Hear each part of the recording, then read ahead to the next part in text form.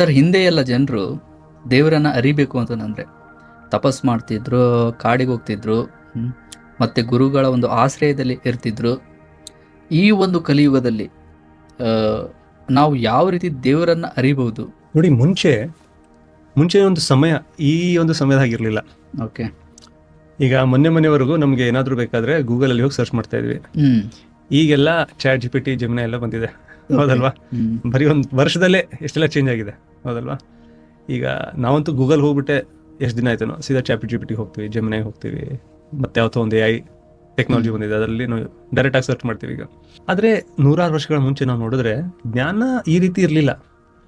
ಪುಸ್ತಕಗಳ printing press ಇರಲಿಲ್ಲ. ಅದಕ್ಕಿಂತ ಮುಂಚೆ ಗ್ರಂಥಗಳು ಕೆಲವೊಂದು ಕಡೆ ಅಷ್ಟೇ ಸಿಗ್ತಾ ಇದ್ವು, ಅಂದ್ರೆ ವಿಷಯಗಳು ಸಿಗ್ತಾ ಇರಲಿಲ್ಲ.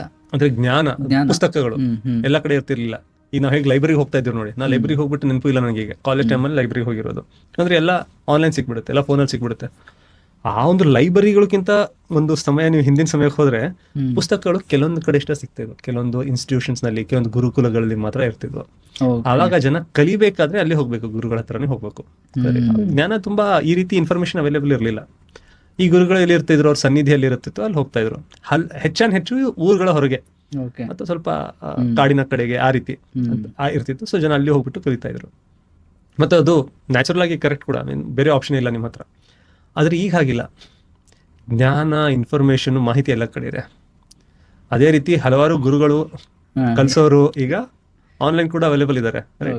ಸೊ ಯಾರು ನಮ್ಗೆ ಒಂದು ಸುವಿಚಾರಗಳನ್ನ ಕಲಿಸ್ತಾ ಇದ್ದಾರೋ, ಒಳ್ಳೆಯ ವಿಷಯಗಳನ್ನ ತಿಳಿಸ್ತಾ ಇದ್ದಾರೋ, ಯಾರ ಜೊತೆ ನಮ್ಮ ಫ್ರೀಕ್ವೆನ್ಸಿ ಮ್ಯಾಚ್ ಆಗುತ್ತೋ ಅವ್ರ ಜೊತೆ ಕನೆಕ್ಟ್ ಮಾಡ್ಕೊಂಡ್ಬಿಟ್ಟು ನಾವು ಕಲಿಬಹುದು. ಅದೇ ರೀತಿ ಎಲ್ಲ ಮಾಹಿತಿ ನಮ್ಗೆ ಈಗ ಲಭ್ಯ ಇದೆ.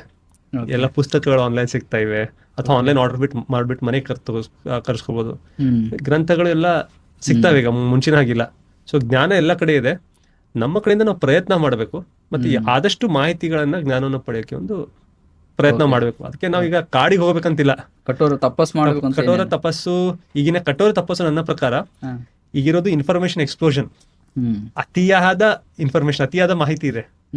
ಈ ಒಂದು ದೊಡ್ಡ ಇದರಲ್ಲಿ ಯಾವುದು ನಮಗೆ ರೆಲಿವೆಂಟ್ ಆಗಿರೋ, ಸರಿಯಾಗಿರೋ ಜ್ಞಾನ, ಮಾಹಿತಿಯಲ್ಲಿ ಅಡಗಿರೋ ಜ್ಞಾನಗಳು ಏನಿದೆ ಅಲ್ಲೋ ಅವುಗಳನ್ನ ಶೇಖರಿಸೋದು, ಅವನ್ನ ಸಂಗ್ರಹಿಸಿ ಅದರಿಂದ ನಮ್ಮ ಜೀವನವನ್ನು ಸುಗಮಗೊಳಿಸೋದು, ಮತ್ತೆ ಸನ್ಮಾರ್ಗದ ಕಡೆ ಹೋಗೋದು, ಅದು ದೊಡ್ಡ ಕಠೋರ ತಪಸ್ಸು ನನ್ನ ಪ್ರಕಾರ.